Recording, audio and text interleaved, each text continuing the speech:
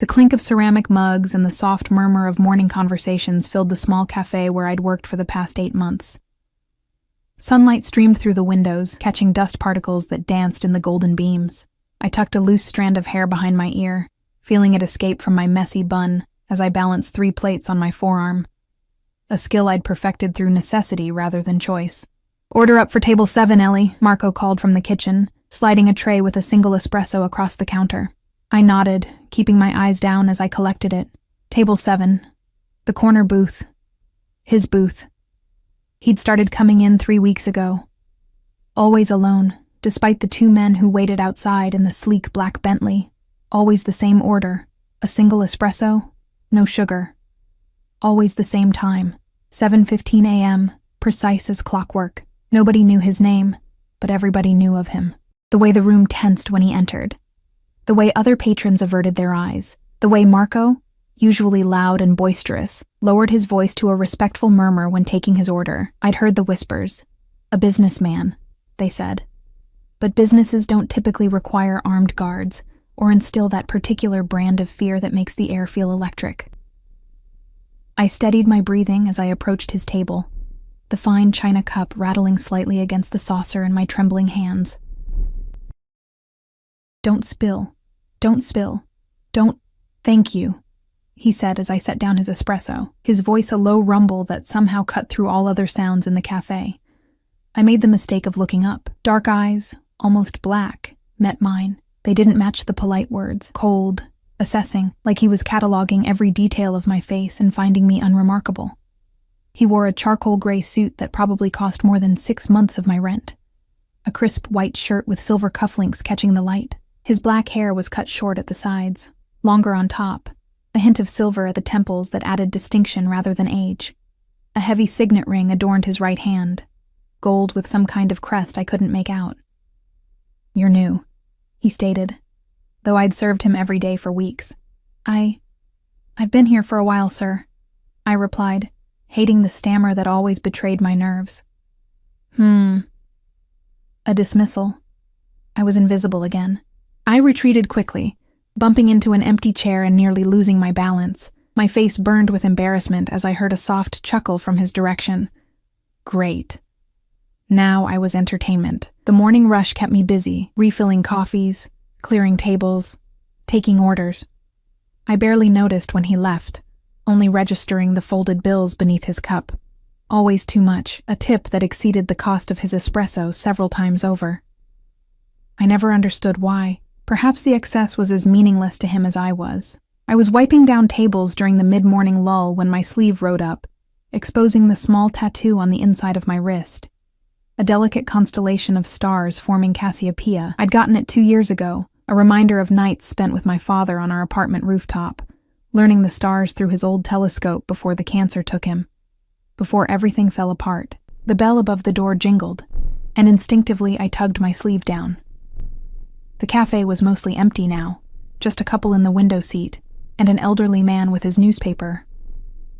I turned, customer service smile ready, and froze. He had returned.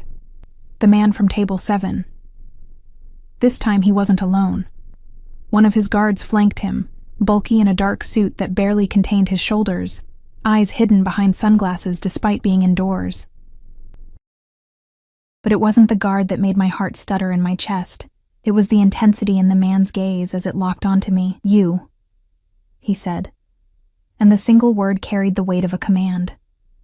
Marco appeared beside me, wiping his hands on his apron. "Sir, how can we help you?" "Your usual table. I need to speak with her." His eyes never left mine, and I felt pinned in place like a butterfly on display. "I'm working," I managed, voice barely above a whisper. "Take a break," he replied. Not a suggestion, but an order. Marco looked between us, confusion and concern warring on his face.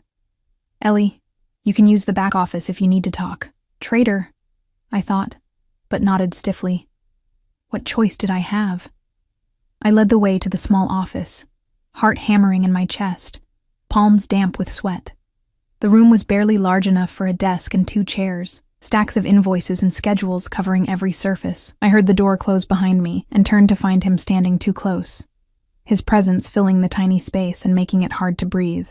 "Your wrist," he said. I blinked, confused. "Excuse me?" "Show me your wrist." Instinctively, I clutched my left arm to my chest. Protective. "Why?" Something dangerous flashed in his eyes. "Please." The word was polite, but the tone left no room for refusal. Slowly I extended my arm and pulled back my sleeve, revealing the constellation. His sharp intake of breath was audible in the quiet room. Long fingers reached out, hesitated, then gently turned my wrist to see the tattoo more clearly. His touch was unexpectedly warm against my skin. "Cassiopeia," he said, voice rough with an emotion I couldn't identify. "Yes." I swallowed hard. "How did you—" "What's your name?" He interrupted. "Your full name." "Eleanor Wright," I answered, unable to look away from his face, from the strange intensity that had replaced the cold indifference of earlier. "Eleanor," he repeated, as if testing how it sounded. "I'm Antonio Russo." He offered the information like it should mean something to me. Maybe it should have. The name carried weight, authority. "Why are you interested in my tattoo, Mr. Russo?" I found courage from somewhere, perhaps the absurdity of the situation giving me temporary boldness. His jaw tightened. My wife had the same one, exactly the same, in the same place. The past tense didn't escape my notice. "Had?" "She died, 5 years ago. I'm sorry," I said automatically, then frowned. "But it's just a constellation. Many people must have similar tattoos." "Not like this. Not Cassiopeia, with this particular arrangement of stars." His thumb brushed over my skin, tracing the pattern. "She designed it herself." I pulled my hand away, unease crawling up my spine. "That's impossible. I designed this. It's based on how the constellation looked the night my father died." Antonio stepped back, eyes narrowing as he studied my face with new interest. "How old are you, Eleanor?" 25, I answered, increasingly bewildered by this strange interrogation. Something shifted in his expression. Calculation, suspicion, I couldn't tell. "Where are you from originally?" "Chicago, but I don't see how." "And your parents?" "Both dead," I said flatly. "Look, I need to get back to work. Whatever you think, take the rest of the day off," he said. "I'd like to continue this conversation somewhere more private." A chill ran through me. "No, thank you. I need this job. Your job will be waiting for you tomorrow." The certainty in his voice suggested he could guarantee it. "My car is outside. I'm not going anywhere with you." I reached for the door handle. "I don't know you." His hand shot out, not to grab me, but to press against the door, keeping it closed. He wasn't touching me, but the barrier of his arm made me acutely aware of how much larger he was, how much stronger. "Please," he said, and this time the words sounded genuine. "I just want to talk. About the tattoo. About some other coincidences that I find concerning." "Concerning how?" My voice had dropped to a whisper. 5 years ago, my wife was killed in what was supposed to look like an accident. Her body was never recovered. His eyes held mine, searching. "She was pregnant at the time." My breath caught. "What are you suggesting?" "I'm not suggesting anything yet, but I need to know more about you, Eleanor Wright. About your past. Your real past." "This is crazy." I shook my head. "I have memories, a childhood. I can't be—" "Connected to my wife?" he finished. "Perhaps not, but I need to be certain." The weight of his gaze was unbearable. I looked away, mind racing. This couldn't be real. This man, this stranger, thought I might somehow be linked to his dead wife because of a tattoo. It was absurd, dangerous. Yet something tugged at the edges of my consciousness. A vague sense of unease I'd carried my whole life. The gaps in my childhood memories. The nightmares of water and darkness. The unexplained fear of cars driving too close behind me. 1 hour, I found myself saying, in public. And then I come back to work. Relief flickered across his face, quickly masked. Acceptable. There's a restaurant across the street. I nodded, still not entirely sure why I was agreeing to this madness. I need to tell Marco. It's been taken care of. Of course it had. As we left the cafe, I felt the weight of eyes on me. Marco's concern, the curiosity of the other waitress, and most pressingly, the calculating assessment of Antonio's guard who now flanked us as we crossed the street. The restaurant was upscale, probably the kind that required reservations weeks in advance. Yet we were immediately shown to a private booth in the back. No one asked for Antonio's name. They already knew who he was. I sat stiffly across from him, the guard positioned nearby but out of earshot. A waiter appeared with water and disappeared just as quickly. "Who are you?"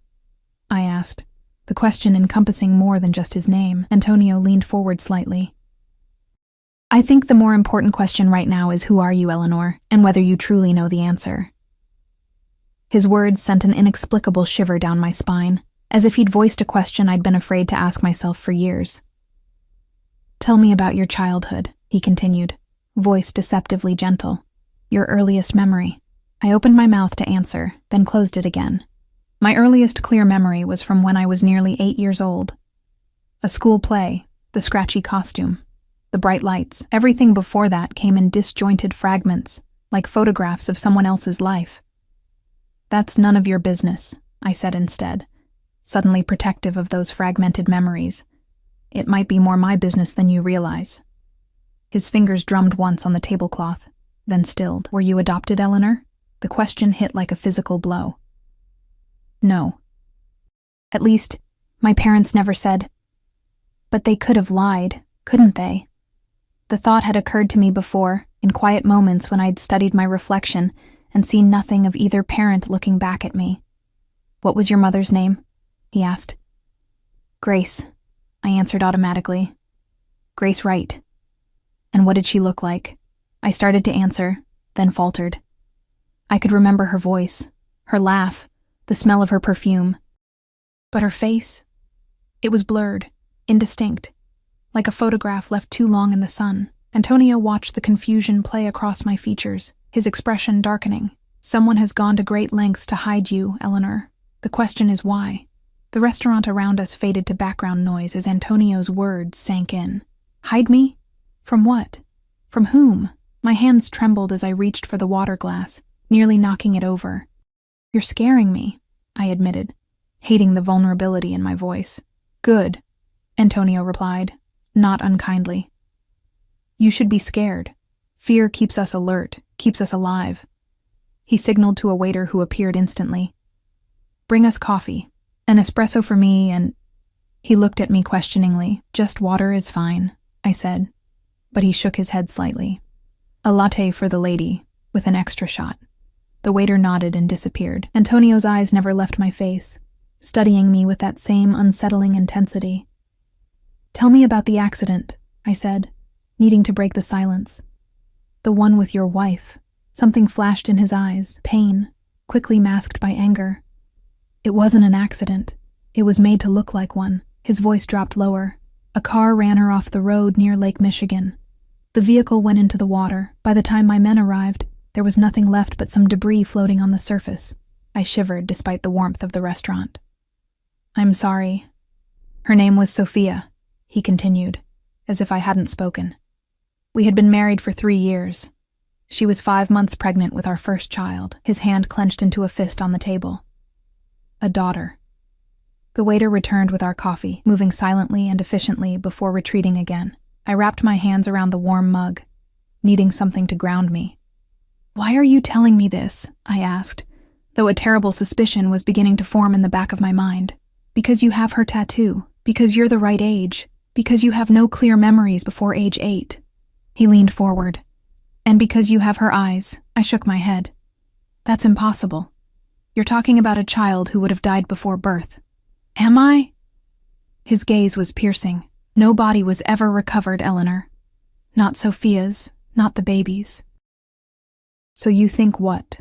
That your wife survived, gave birth to me, and then—" "What?" The scenario was too absurd to even complete. "I think someone wanted to hurt me by taking what mattered most."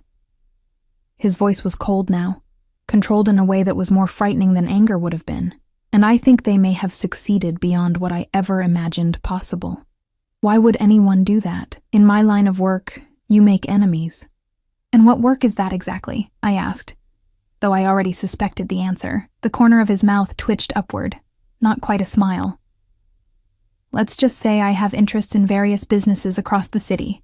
Some legitimate, some less so. A chill ran through me. The rumors about him were true then. So you're what? A mobster? A mafia boss?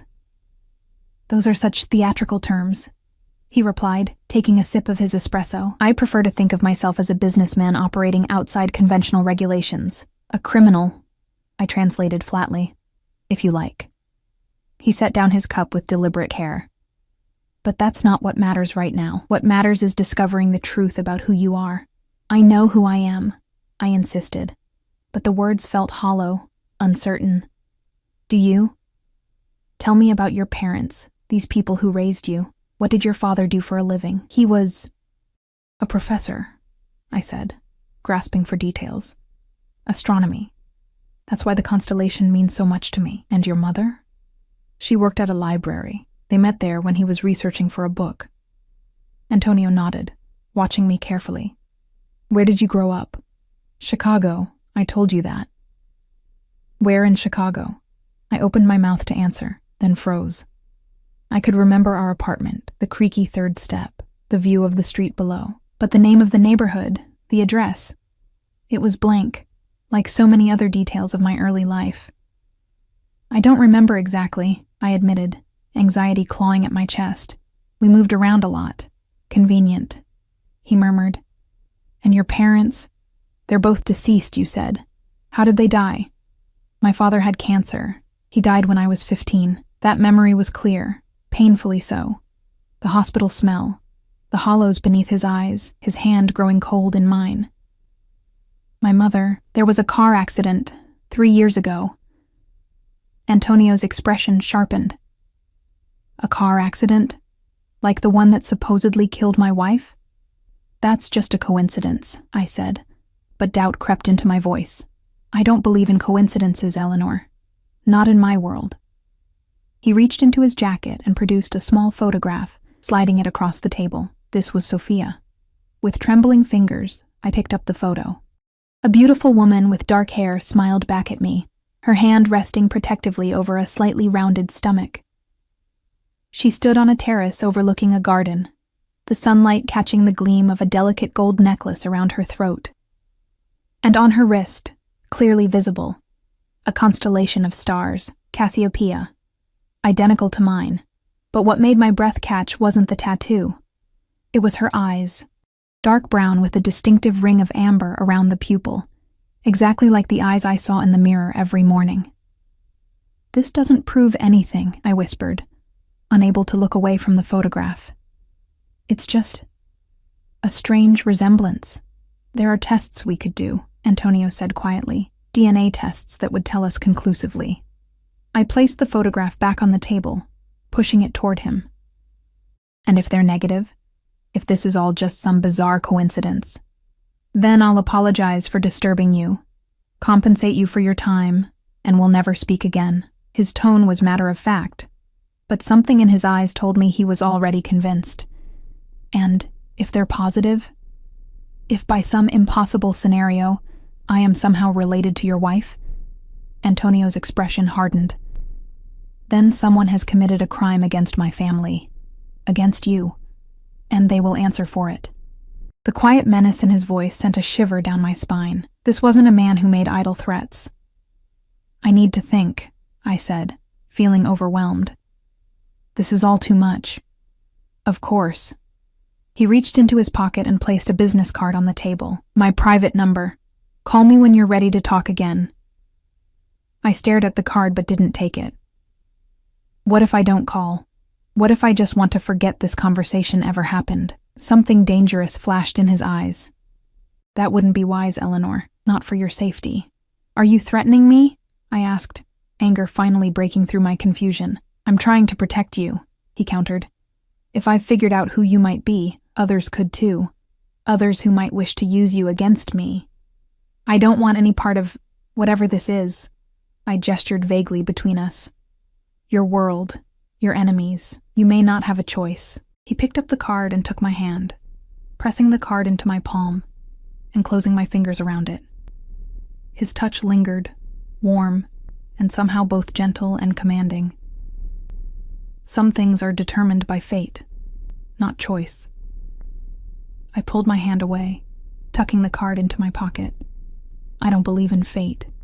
Neither did I, he said with a grim smile, until I saw that tattoo on your wrist. As if summoned by his words, one of his guards appeared at our table, leaning down to murmur something in Antonio's ear. His expression darkened instantly. "We need to go," he said, standing abruptly. "Now."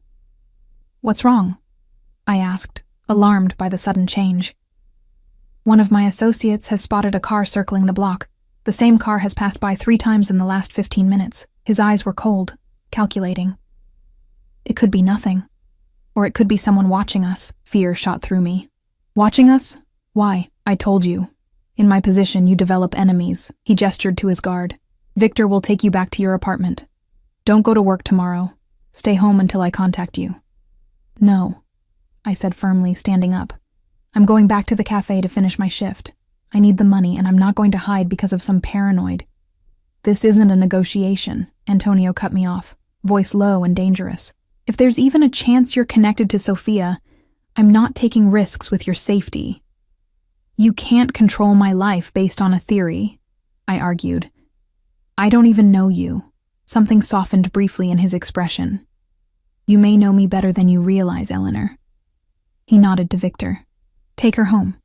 Ensure she arrives safely. Then keep watch on the apartment until I send a replacement. Before I could protest further, Antonio had moved toward the exit, another guard materializing to flank him. Victor looked at me expectantly, his expression impassive behind dark sunglasses. I can find my own way home, I said stubbornly. Mr. Russo's instructions were clear, Victor replied, his voice surprisingly gentle for such an imposing man.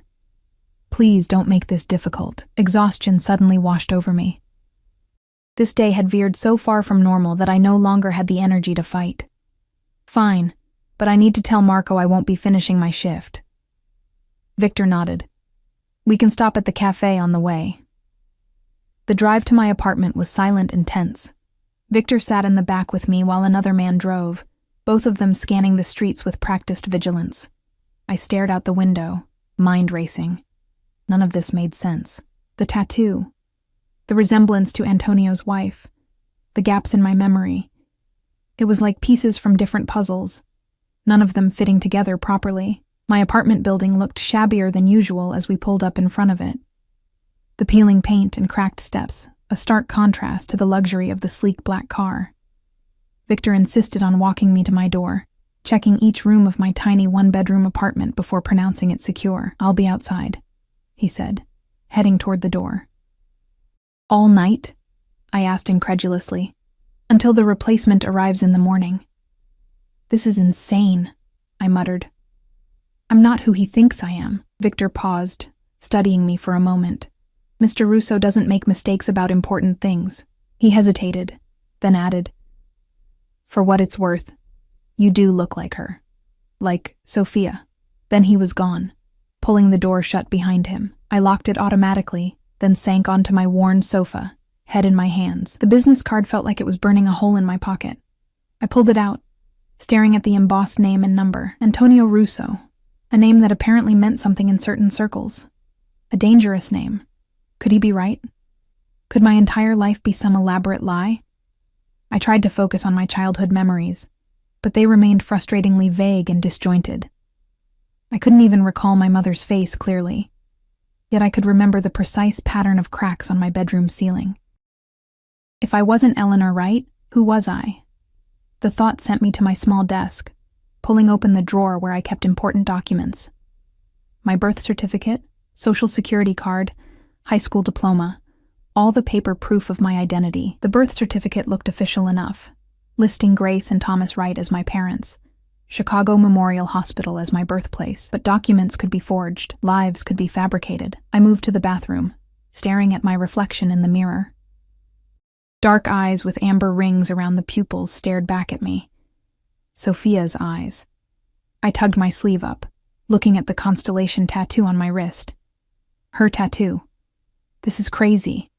I whispered to my reflection, completely insane. Yet something about Antonio's certainty had shaken me deeply. The gaps in my memory suddenly seemed more sinister than simply forgetting.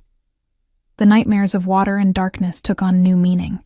I returned to the living room and picked up my phone, finger hovering over the screen. I should call someone, talk through this madness with a voice of reason. But who? I had acquaintances, co-workers, but no close friends I could burden with something this bizarre. A sharp knock at my door made me jump, heart racing. Had Antonio returned? Or was it someone else? Someone connected to the car that had been circling the restaurant. "Who is it?" I called, voice shaking slightly. "Ms. Right? It's Detective Mills, Chicago PD. I need to speak with you about Antonio Russo." My heart hammered in my chest. The police? Already? I approached the door cautiously, peering through the peephole. A man in a dark suit stood in the hallway, badge held up to the peephole. Detective Mills, apparently. Where was Victor? Wasn't he supposed to be guarding my door? "One moment," I called, trying to sound calmer than I felt. I fumbled with the chain lock, my fingers clumsy with sudden anxiety. As I reached for the doorknob, a text message pinged on my phone. Unknown number. "Don't open the door. No detective was sent. Stay inside." Antonio? It had to be. How did he have my number? I hesitated, hand still on the doorknob. "Ms. Wright, is everything okay in there?" The detective's voice had an edge of impatience now. Another knock. Harder this time. "Police. Open up." My phone pinged again. "If you open that door, you're dead. He's not a cop." A chill ran down my spine. I stepped back from the door. "I'm calling to verify your identity," I said, voice wavering. "What precinct are you from?" A moment of silence. Then, "Listen, lady, I don't have time for this. Open the door now or I'll have cause to bring you in for obstruction." Wrong answer. A real detective would have identified his precinct. I backed away from the door, just as a loud thud shook it in its frame. He was trying to break in. Panic surged through me. I ran to the kitchen, grabbing my phone on the way, and fumbled for a knife from the drawer. Another crash against the door. The wood splintered around the lock. My phone pinged again. Bedroom window. Fire escape. Now. I didn't stop to think. Clutching the knife and my phone, I sprinted to the bedroom, yanked open the window, and climbed onto the fire escape just as I heard the front door give way with a sickening crack. Heavy footsteps stormed through my apartment. "Where are you, bitch?" Not even pretending to be a cop anymore. The metal of the fire escape was cold under my bare feet. I hadn't even thought to grab shoes. I clambered down as quietly as I could, the rusty steps creaking beneath my weight. 2 flights down, 1 more to go. A face appeared at my bedroom window above. There she is. I abandoned stealth for speed, practically sliding down the last flight. As my feet hit the alley pavement, a black SUV screeched to a halt at the entrance. The passenger door flew open. Antonio leaned across the seat. "Get in! Now!" I hesitated for a split second, knife still clutched in my hand. The man from my apartment was now on the fire escape, descending rapidly. Antonio, or the fake detective? The devil I barely knew, or the one I didn't know at all? I chose Antonio, diving into the SUV just as a gunshot cracked through the air. The bullet pinged off the vehicle's frame as Antonio pulled me fully inside, and the driver floored the accelerator. "Are you hurt?" Antonio's hands were on my shoulders, his eyes scanning me for injuries. I shook my head, too breathless to speak, adrenaline making my entire body shake. The knife slipped from my grip, clattering to the floor of the SUV. "What about Victor?" I gasped, suddenly remembering his promise to guard my door. Antonio's expression darkened. "We found him unconscious in the stairwell. He'll live, but he's got a nasty concussion." "Who was that man? What did he want?" My voice rose with panic. "Breathe, Eleanor," Antonio commanded, his hands moving from my shoulders to frame my face, forcing me to look at him. "Deep breaths. You're safe now." I tried to follow his instruction, drawing air into my lungs. His hands were warm against my skin, steadying. "That man works for Dmitry Volkov." Antonio said once my breathing had evened out. An old associate with whom I have unfinished business. Why would he come after me? I pulled away from Antonio's touch, wrapping my arms around myself. Because Volkov must know what I suspect. Who you might be. Antonio's jaw tightened. This changes everything. You can't go back to your apartment. It's not safe. The SUV turned sharply onto a main road, merging with late afternoon traffic. The driver, another of Antonio's security men I presumed, kept checking the mirrors. Are we being followed? I asked. Possibly, Antonio replied. But this vehicle is armored, and Ivan is one of my best drivers.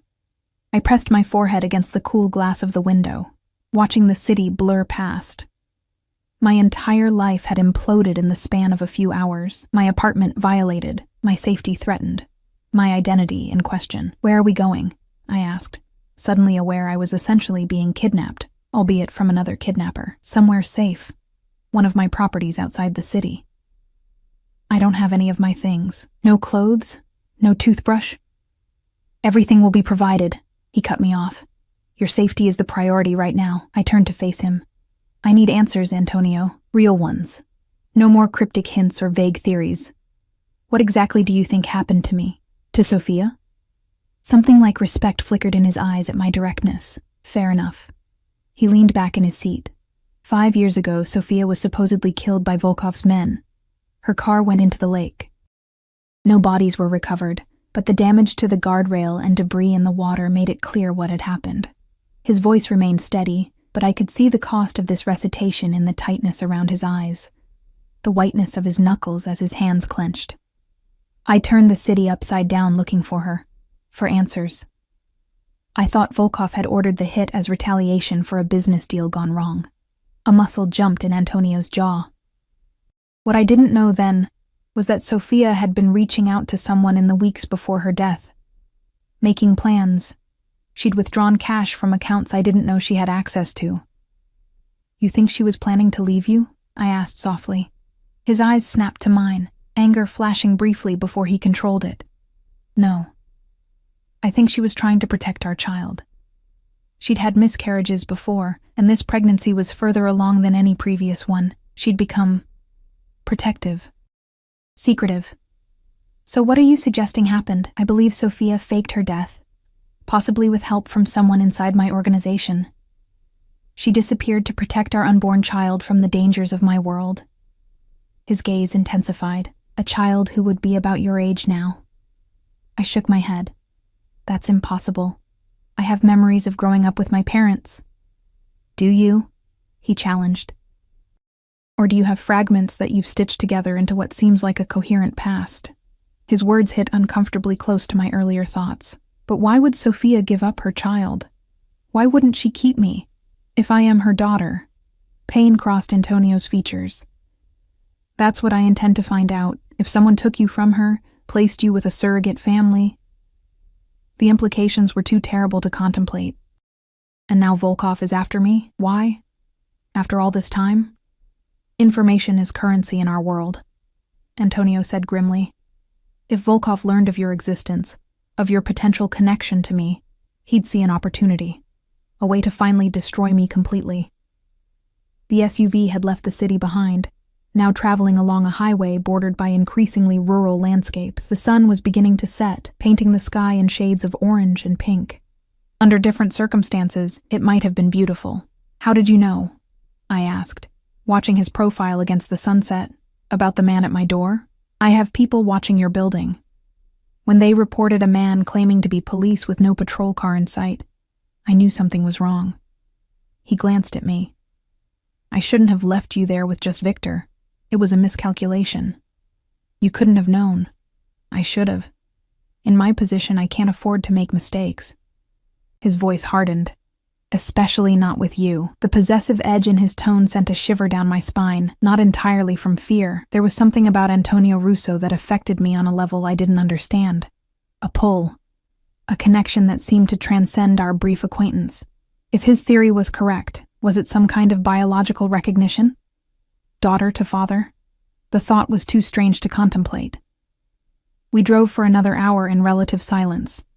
I watched the landscape change from urban to suburban to rural, trying to process everything that had happened. Occasionally, Antonio would speak quietly to someone on his phone, rapid Italian that I couldn't understand. Finally, the SUV turned down a long, wooded driveway. Security gates opened automatically as we approached, closing behind us. Trees lined the driveway, obscuring whatever lay ahead, until we rounded a final curve and the house came into view. House wasn't the right word. It was an estate, a sprawling stone mansion set on manicured grounds, with a circular fountain in front and soft landscape lighting illuminating the approach. "Welcome to my home," Antonio said, as the SUV pulled to a stop at the front entrance. "You'll be safe here." The enormity of my situation hit me anew. I was miles from the city, from anything familiar, alone with a man who might be my father, or might be a dangerous criminal mastermind, or both. "How long do you expect me to stay here?" I asked, not moving to exit the vehicle. "Until I'm certain the threat has passed. Until we have answers." He studied my face. "I understand this is difficult, Eleanor. But it's necessary. I have a life, a job." "All of which can be put on hold," he interrupted. "Or permanently altered, if necessary." The casual way he spoke of rearranging my existence was chilling. "You can't just decide that for me." "I can if it means keeping you alive." He opened his door and came around to my side, offering his hand. "Come inside. You need rest and food. We can discuss the details tomorrow." Reluctantly, I placed my hand in his and allowed him to help me from the vehicle. His grip was warm and secure, steadying my still shaky legs. As we approached the front door, it swung open to reveal an older woman with silver-streaked dark hair, dressed in a simple black dress. "Antonio," she greeted him warmly in a thick Italian accent. "Everything is prepared as you asked." "Grazie, Maria." He guided me forward with a hand at the small of my back. "This is Eleanor. She'll be staying with us for a while. Please show her to the blue guest suite and make sure she has everything she needs." Maria's eyes widened slightly as she looked at me, something like recognition flashing across her features before she schooled her expression. "Of course. This way, please, Miss Eleanor." I hesitated, looking back at Antonio. "What happens now?" "Now you rest," he said firmly. "Tomorrow, we'll begin looking for answers. And if my suspicions are correct," he trailed off, something fierce and protective darkening his gaze. "If you are who I think you are, then everything changes. For both of us." Maria led me through the mansion's grand foyer, up a sweeping staircase, and down a hallway lined with artwork that probably cost more than I'd earn in several lifetimes. The blue suite turned out to be larger than my entire apartment, with a 4-poster bed, sitting area, and a bathroom that looked like it belonged in a luxury hotel. "There are clothes in the wardrobe that should fit you," Maria said, opening a large closet to reveal garments still with tags attached. "Mr. Russo had them brought in this afternoon." "He was that certain I'd end up here?" I asked, a chill running through me at the level of preparation. Maria's expression softened. "Mr. Russo is a man who likes to be prepared for all possibilities." She hesitated, then added, "You look very much like her, you know, like Sophia?" Maria nodded, a sadness crossing her features. "I was her housekeeper for many years. She was a kind woman. Too gentle for the world she married into, perhaps. Did you know she was pregnant before she died?" "Yes. She was so happy about the baby." Maria's eyes grew distant with memory. "A little girl, she was certain, though it was too early to know for sure." "What happened to her, Maria? Really?" The housekeeper's expression closed off. "That is not for me to say. If Mr. Russo wishes to tell you, he will." She moved toward the door. "Rest now. I will bring you something to eat shortly." Left alone, I explored the suite, running my fingers over expensive fabrics and cool marble surfaces. The unreality of the situation washed over me in waves. 24 hours ago, I had been a waitress with a mundane life and ordinary problems. Now I was essentially a prisoner in a mansion, possibly the long-lost daughter of a mafia boss, with people trying to kill me. I moved to the large window overlooking the estate's grounds. Security lights illuminated the perimeter, and I could make out the shapes of men patrolling the property. No way out. Not tonight, at least. My reflection stared back at me from the darkened glass. Dark eyes with rings of amber. Sophia's eyes. I touched the constellation tattoo on my wrist, tracing the familiar pattern of stars. Had I chosen this design by coincidence? Or was it some buried memory, surfacing from a past I couldn't consciously recall?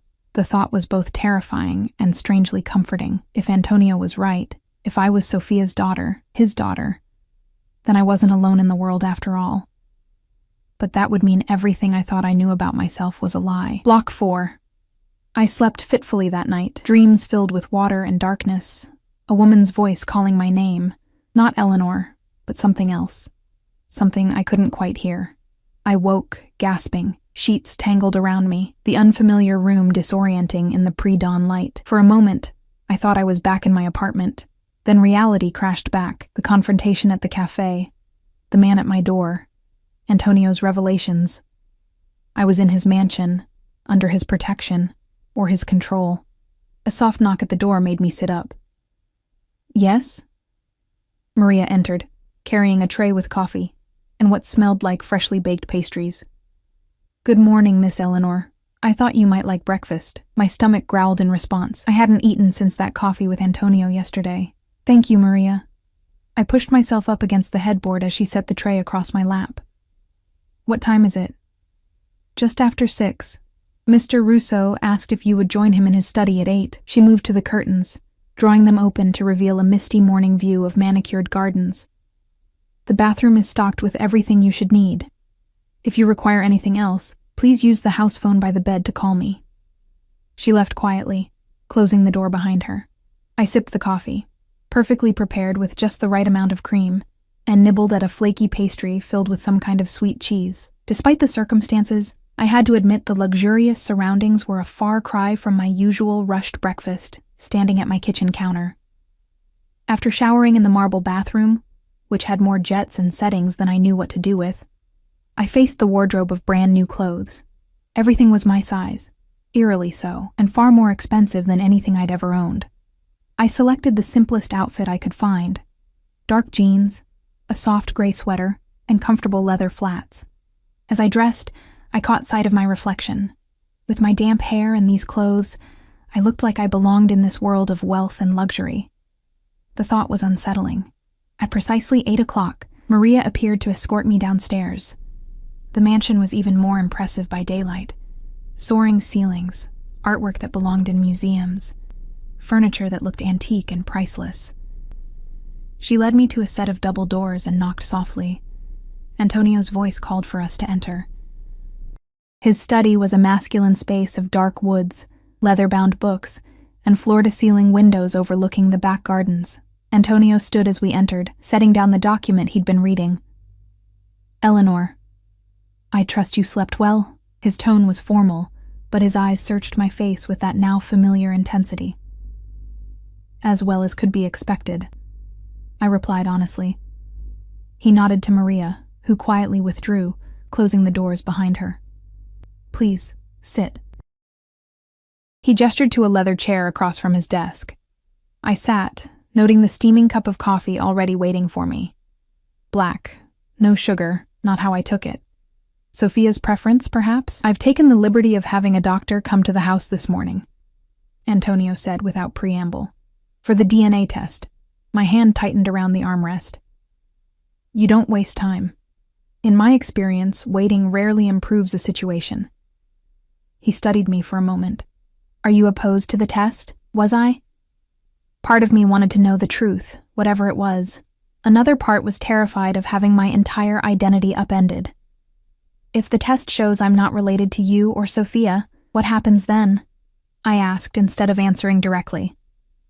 Then I offer my sincere apologies for the disruption to your life, provide compensation for your trouble, and ensure you're safely returned to the city. His tone was businesslike, but I detected a note of something like dread at this possibility. And if it's positive? If I am? I couldn't bring myself to say, your daughter.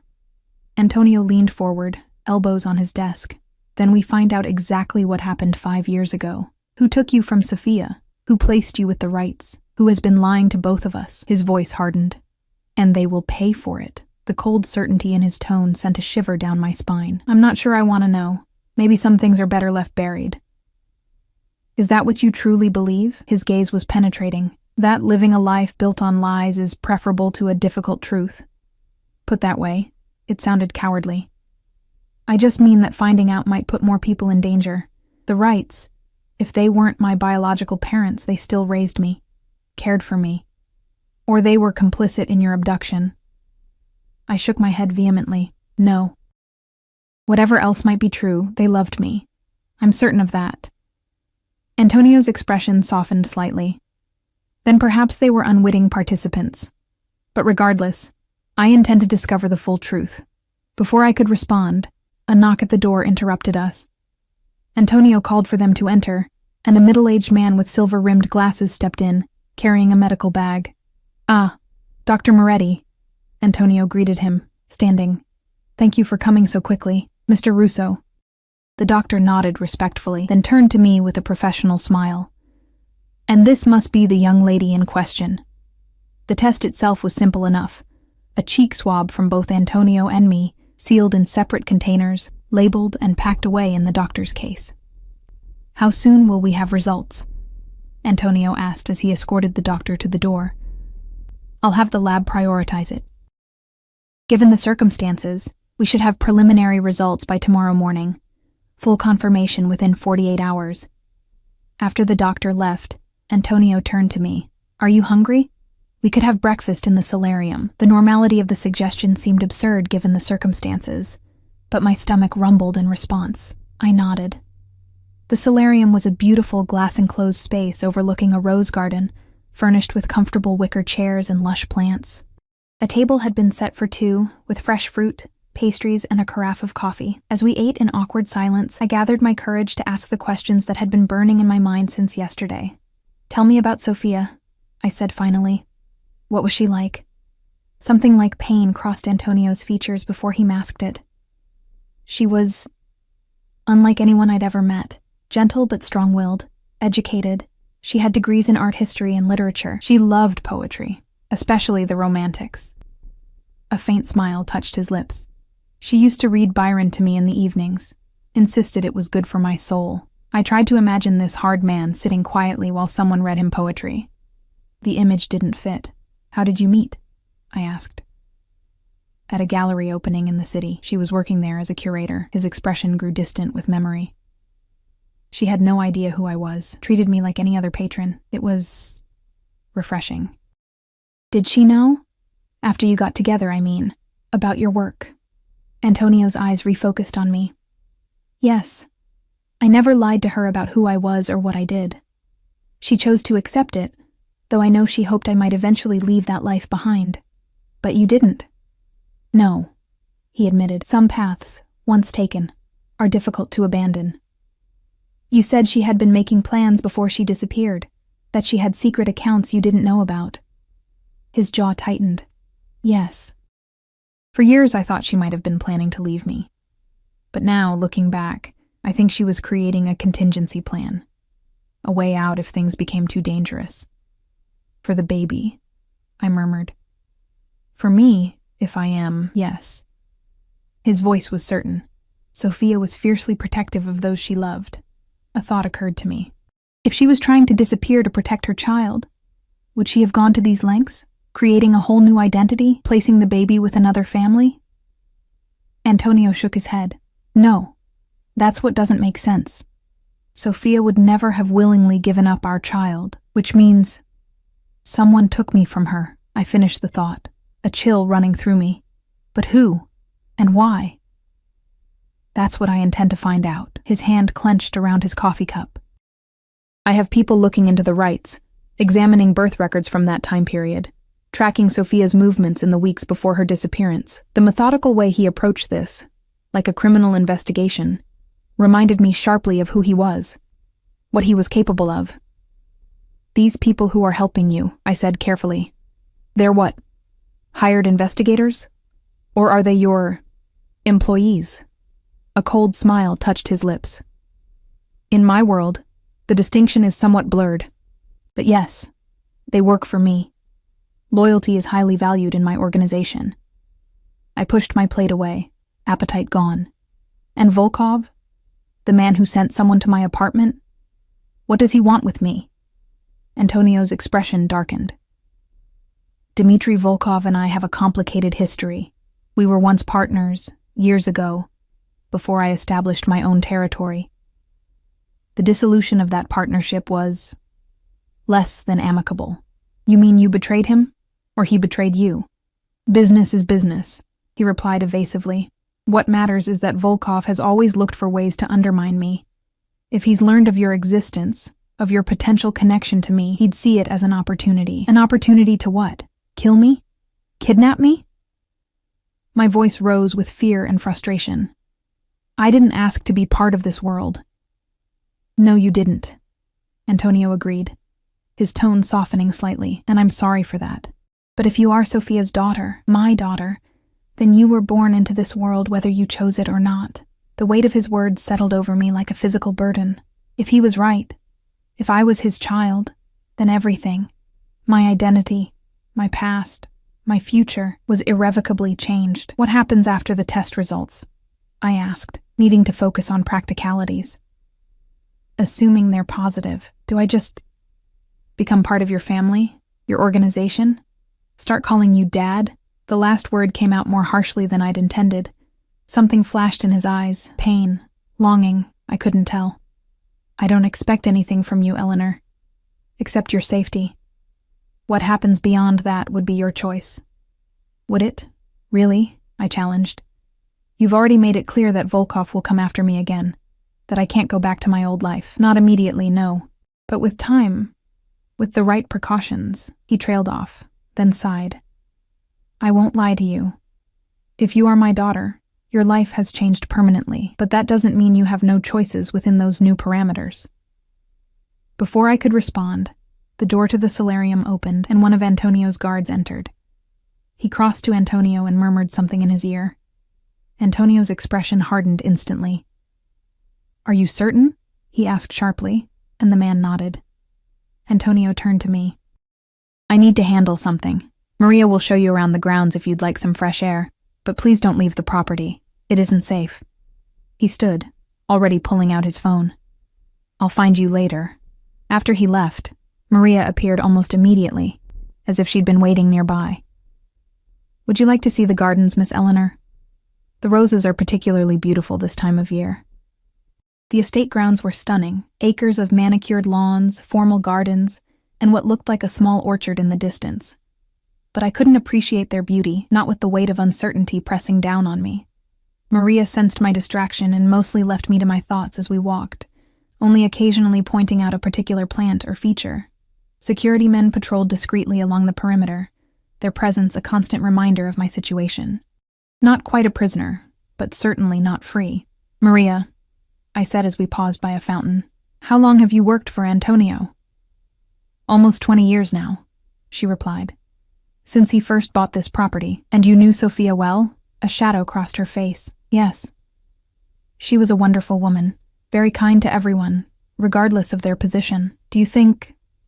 I hesitated, unsure how to phrase my question. Do you believe I could be her daughter? Maria studied me for a long moment. It's not my place to speculate, Miss Eleanor.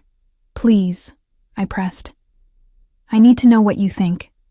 The older woman sighed. When I first saw you, it was like seeing a ghost. You have her eyes, her way of tilting your head when you're thinking. She reached out tentatively, then pulled back. But more than that, there's something about your spirit that reminds me of her. A gentleness, but also a strength underneath. Her words touched something deep within me, a longing to know this woman who might have been my mother. What happened to her, Maria? Really? Pain filled the housekeeper's eyes. There was an accident. Mr. Russo was devastated. For months afterward, he barely ate, barely slept. He searched everywhere for her or for... She trailed off. For me. I finished softly. Maria nodded. He never gave up hope, not completely. Sometimes I would find him in the nursery, the room he had prepared for the baby, just sitting there in the dark. The image of Antonio, hard, dangerous Antonio, sitting alone in a darkened nursery made my throat tight with unexpected emotion. If I am his daughter, I said carefully, what kind of father would he be? He's not exactly a normal man, is he? A small, sad smile crossed Maria's face. Mr. Russo is complicated, yes. But I have never seen him love anyone the way he loved Sophia, and if you are their child, she shook her head slightly, he would burn the world down to protect you, Miss Eleanor. Of that, I am certain. The conviction in her voice was both comforting and terrifying. Protection, yes, but at what cost? And to whom? We continued our walk, eventually circling back toward the house. As we approached, I noticed increased activity, men coming and going, a tension in the air that hadn't been there before. Maria frowned. Something has happened. Perhaps we should go inside. In the grand foyer, Antonio was giving instructions to several men, his voice low and urgent. He looked up as we entered, his expression grim. "Maria, please take Eleanor to her suite," he said. "Make sure she stays there until I come for her." "What's going on?" I asked, anxiety spiking. Antonio hesitated, then gestured for me to follow him a few steps away from the others. "Volkov's men have been spotted in the area," he said quietly. "It could be nothing, but I'm not taking chances. Stay in your suite. There are guards posted throughout the property." "How did they find this place?" I whispered, fear clawing at my throat. "That's what I intend to find out." His expression was cold, dangerous. "Someone has been feeding them information. When I discover who—" He didn't finish the sentence. He didn't need to. As Maria led me upstairs, I glanced back to see Antonio issuing more orders, his men moving with practiced efficiency. This wasn't the refined businessman from breakfast. This was someone else entirely, someone accustomed to command, to violence, to war. If I was his daughter, what did that make me?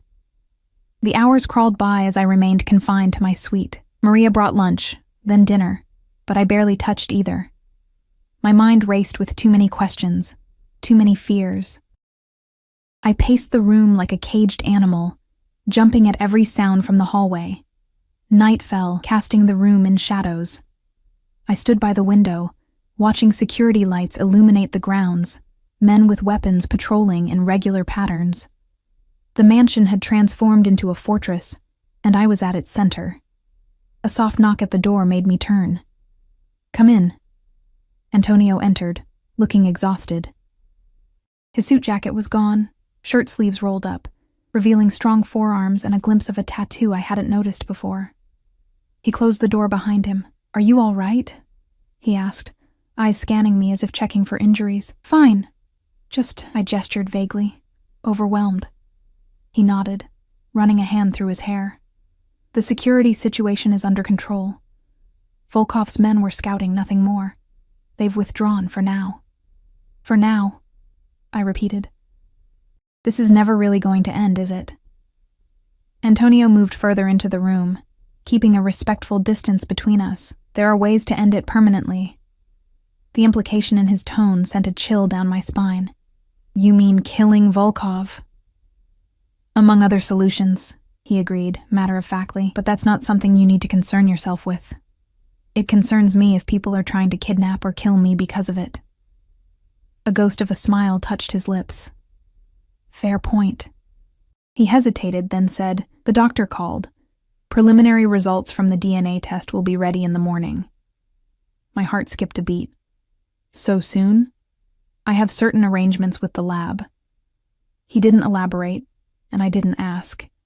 "By tomorrow, we'll know with 99.9% certainty whether you are my daughter." The word hung in the air between us. Daughter. Such a simple word for such a monumental concept. "What if I am?" I asked softly. "What happens then?" Antonio moved to the window, looking out at the night. His profile was sharp against the darkness. "Then everything changes.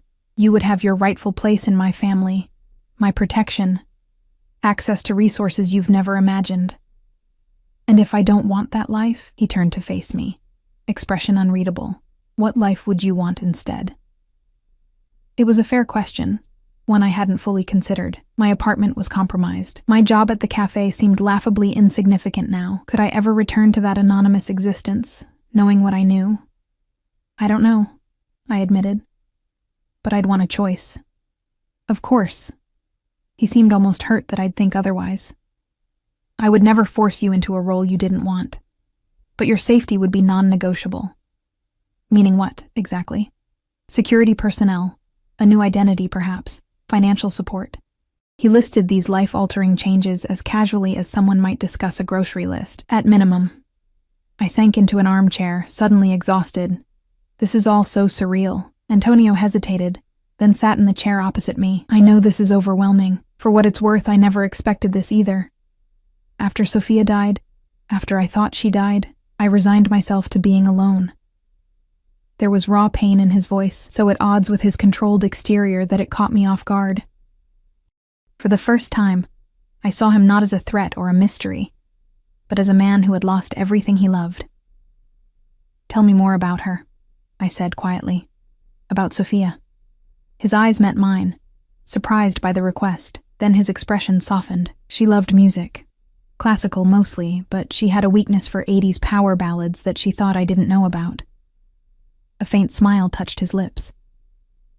She was stubborn, refused to let my security drive her around for the first year we were together. Said she valued her independence too much. Sounds like we have that in common, I murmured. His smile widened slightly. Perhaps.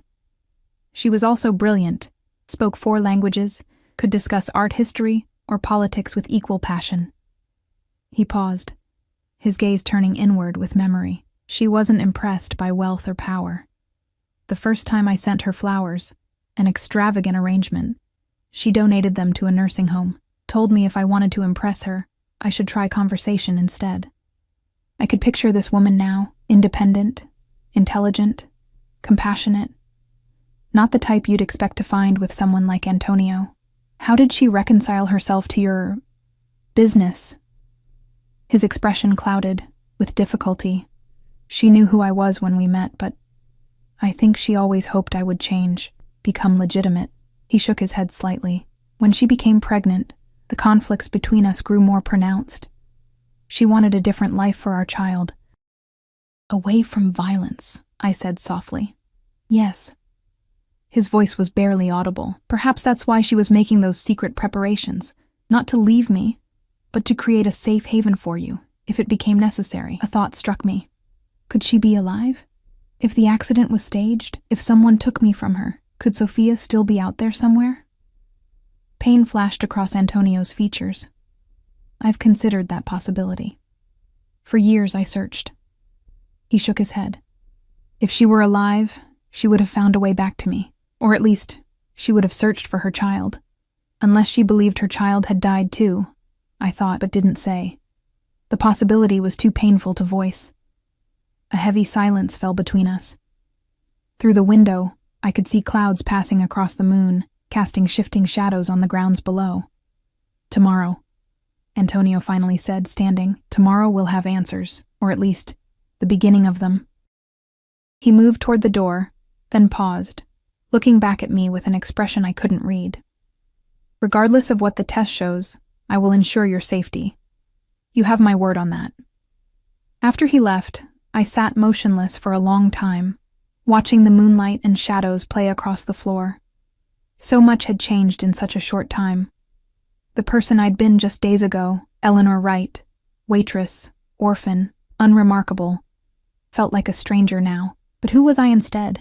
Sophia's daughter? Antonio's heir? Or someone else entirely? Someone I hadn't yet discovered. Sleep evaded me that night. I lay awake, mind churning with possibilities, with fears, with hope. When dawn finally broke, I was already dressed and waiting, perched on the edge of a chair, watching the phone that sat silent on the bedside table. The knock, when it came, startled me despite my anticipation. Antonio entered without waiting for a response, his face grave, a folder in his hand. The results? I asked, my voice barely a whisper. He nodded once, crossing the room to stand before me. Would you like to see for yourself? I stared at the folder he extended toward me, my hand trembling slightly as I reached for it. Such a small thing to contain such life-altering information. Opening it, I scanned the medical terminology, the charts and percentages, until my eyes found the conclusion at the bottom of the page. Probability of paternity, 99.9998%. The room seemed to tilt around me. I gripped the arms of the chair, trying to steady myself. "It's true," I whispered. "You are my father." Antonio's expression remained carefully controlled, but his eyes betrayed him. Relief, vindication, and something that might have been joy flashed there before he composed himself. "Yes," he said simply. A strange sensation washed over me. Not quite relief, not quite dread, but something in between. The confirmation of what we'd suspected didn't bring the closure I'd hoped for. Instead, it opened a door to more questions. "If you're my father and Sophia was my mother, then who were the Wrights?" I asked, voice steadier than I felt. "Who raised me for 25 years and why?" Antonio sat in the chair opposite me. "I've had people looking into that. Thomas and Grace Wright were a real couple. Childless. He was indeed an astronomy professor at Northwestern. They both died when you believed they did. So my memories of them are real? Yes, but incomplete. They adopted you when you were approximately 3 years old, not as an infant as would be expected. The revelation hit me hard. 3? But that would mean that you lived somewhere else first, with someone else." His jaw tightened, possibly with Sophia, for a time after the staged accident. "Then what happened to her?" My voice cracked. "If she survived the accident, kept me for 3 years, why would she give me up?" Pain flashed across Antonio's features. "I don't know. But I intend to find out." I stood abruptly, needing to move. "This is too much. All of it." Antonio remained seated, watching me pace. "I understand this is overwhelming, but now that we know the truth about our connection, we can face whatever comes next together." I stopped, turning to face him. "But what does that mean? Am I supposed to just become part of your world now? Learn the family business?" The bitter edge in my voice wasn't entirely intentional. "What it means," he said carefully, "is that you have a father who will protect you at all costs. Beyond that, we have time to figure out the rest." A knock at the door interrupted us. One of Antonio's men entered, expression tense. "Sir, we have a situation." Antonio was on his feet instantly. "What is it?" "A car approaching the gate. Single occupant, female. She's asking for Miss Wright by name." My heart seemed to stop. "Who is it?" The guard looked uncomfortable. "She says her name is Sophia Russo."